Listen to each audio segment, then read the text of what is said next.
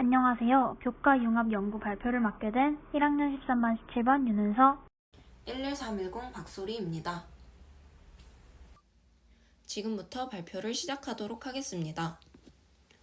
목차를 보시면 첫 번째로 화석연료 사용과 온실가스 배출로 인한 문제점을 밝히고 유엔기후 변화 협약을 통한 국제적 노력 및 효과를 밝힌 뒤 그 밖의 화석연료의 사용을 감소시킬 방안을 말씀드리고 결론 및 환경 문제의 전망을 말씀드릴 것입니다. 화석연료의 사용과 온실가스 배출로 인한 가장 큰 문제점은 지구온난화입니다. 일단 온실가스의 종류로는 이산화탄소, 메탄, 아산화질소, 수소불화탄소 등이 있는데요. 그중 가장 큰 비중을 차지하는 것은 이산화탄소로 지구온난화에 큰 영향을 미치고 있습니다. 산업혁명 시작 후 대기 중의 이산화탄소 농도는 30% 이상 증가했고 이는 최소 80만 년 역사에서 가장 높은 수준입니다. 이런 현상으로 인한 국제적 문제점을 설명드리겠습니다.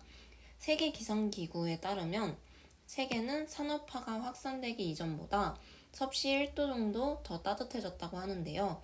이러한 문제점이 생기는 이유는 대기 중에 온실가스의 양이 늘어나면 똑같은 양의 태양에너지가 지구로 유입되어도 대기에 갇혀 빠져나가지 못하는 복사열의 양이 많아져 기온이 상승하기 때문입니다.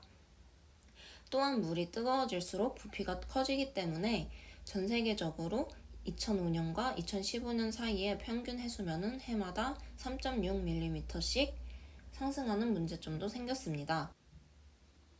왼쪽 그림을 보시면 오존층 파괴 현상이 점점 심각해지는 것을 보실 수 있는데요. 이것의 원인은 온실가스의 종류인 프레온가스가 대기류의 이동으로 성층권까지 올라가서 강한 자외선에 의해 염소를 방출하고 이 염소가 화학적인 반응을 일으켜 수만 개의 오존 원자를 파괴하여 오존층을 얇게 하거나 구멍을 내는 것입니다.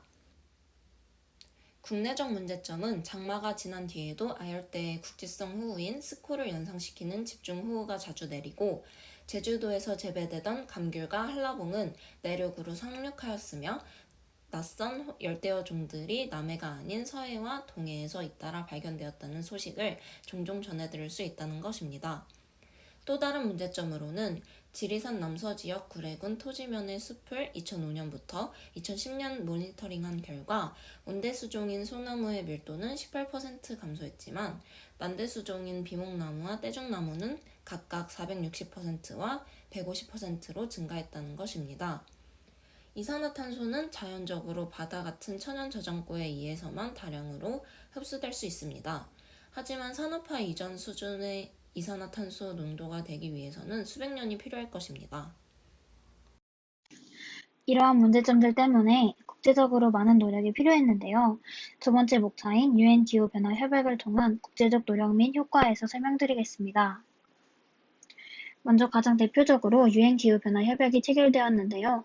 지구의 온난화를 규제하고 방지하기 위해 세계 192개국이 1992년에 맺은 국제 협약입니다. 왼쪽 위의 그림을 봐주세요. 화석연료의 사용으로 이산화탄소 농도와 지구 평균 기온이 증가하기 때문에 온실가스 배출량을 줄이고 기후변화의 영향에 적응하기 위한 행동을 취해야 한다고 명시되어 있습니다. 따라서 교토의정서, 파리기후변화협약, 몬트리올 의정서 등이 체결되었는데요. 먼저 교토의정서는 기후변화협약에 따른 온실가스 감축 목표에 관한 의정서인데요. 탄소 배출권 거래제, 청정개발체제, 공동이행 등을 실시했습니다. 탄소 배출권 거래제의 경우 직접 규제와 탄소 배출권 거래제를 도입했을 때의 경제적 효과를 분석할 수 있었는데요. 그 결과 탄소 배출권 거래제가 직접 규제에 비해서 저감 비용을 약 60% 절감했다고 합니다. 두 번째로 파리 기후변화 협약인데요. 산업화 이전 수준 대비 지구 평균 온도가 2도씨 이상 상승하지 않도록 온실가스 배출량을 단계적으로 감축한다는 내용을 담고 있습니다. 자발적 감축 기여에 따라 온실가스 감축안을 제출하고 배출량과 이행 노력을 정기적으로 보고하도록 하였습니다. 마지막으로 몬트리올 의정서인데요. 몬트리올 의정서는 유엔 기후변화 협약보다 앞서 체결되었습니다. 1985년 오존층 파괴 원인 물질의 규제에 대한 것을 주 내용으로 하는 비엔나 협약을 구체화하여 1987년 오존층을 파괴하는 약 100여 종의 화학물질의 생산과 사용을 단계적으로 감축한다는 내용을 담고 있습니다. 세 번째 목차는 그 밖에 화석연료의 사용을 감소시킬 방안인데요. 그 방안의 대표적인 예는 신재생 에너지입니다.